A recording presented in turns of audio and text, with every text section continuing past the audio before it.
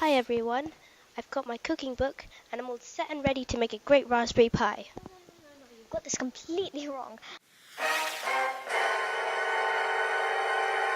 No. Raspberry Pi has nothing to do with cooking. Well, at least this Raspberry Pi isn't.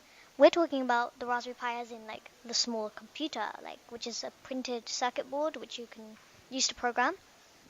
You don't like raspberry pis? No, I like Raspberry Pis. It's just not in this term. We're not talking about food. You've just got it wrong. Oh. Let me show you.